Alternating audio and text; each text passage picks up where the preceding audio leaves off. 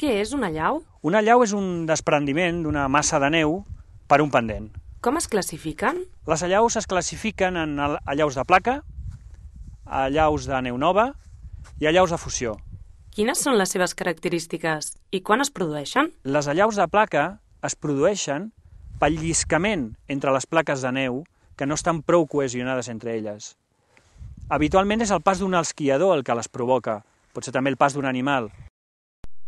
Les allaus de neu nova són degudes a una gran acumulació després d'una nevada, normalment per un sobrepès d'aquesta neu nova acabada de caure.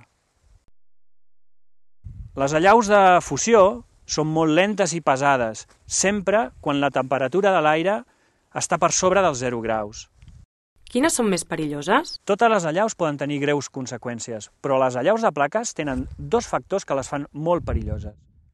Primer, normalment és un esquiador qui les provoca, i en segon lloc són les més freqüents a casa nostra. Quines són les millors mesures de prevenció? Per poder gaudir d'una sortida a la neu en total seguretat, cal preparar la mantelació, conèixer el recorregut, conèixer la previsió meteorològica i el risc d'allaus i dur l'equipament adequat. Hem de traçar el nostre itinerari per allà on sigui més segur. Per exemple, zones boscoses on els arbres faran d'ancoratge a la massa de neu. Si ens trobem en una zona sospitosa, la creuarem d'un en un i separats a una distància entre 10 i 15 metres. Quin equipament hem de dur?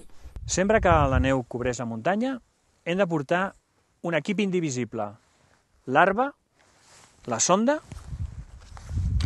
i la pala. Quina és la seva utilitat? L'arba ens indicarà on es troba el nostre company. Amb la sonda el trobarem amb precisió i amb la pala podem retirar la neu amb rapidesa. Les sigles ARBA signifiquen Aparell de Recerca de Víctimes d'allaus i es tracta d'un dispositiu electrònic que emet uns senyals que poden reconèixer altres aparells com ell. En el moment que el nostre company ha estat sorprès per una allau, posem l'arba en recepció i podrem escoltar els seus senyals.